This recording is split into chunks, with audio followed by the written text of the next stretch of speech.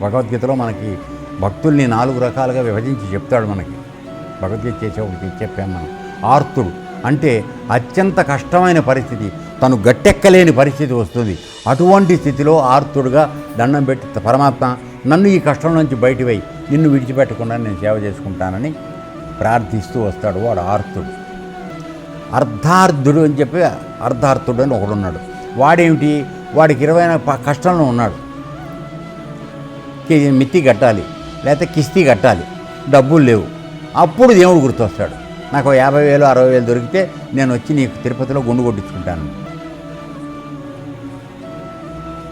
అర్ధార్థి అంటే ఏమిటి, వాడికి ఇప్పుడు ఇమీడియట్గా డబ్బు కావాలి, ఈ కష్టం నుంచి బయటపడాలి. అందుకని దేవుడికి మొక్కి ఏదో చేసి పడతానికి చేస్తాడు. 3వ వాడు జిజ్ఞాసువు అంటే ఏమిటి, మనకున్న ఇలాంటి వారు ఎప్పుడూ కూడా ప్రతి దగ్గరికి వచ్చి వేలు పెట్టి వాసన చూస్తూ ఉంటారు. ఏది తెలుసుకోవాలని నిజాయితీ ఉండదు. అర్థమైందా? అన్ని టచ్ చేస్తుంటాడు. నిన్న మనం భ్రమరం మకరందం చదివాం కదా, ఆ టైపులో అన్నమాట.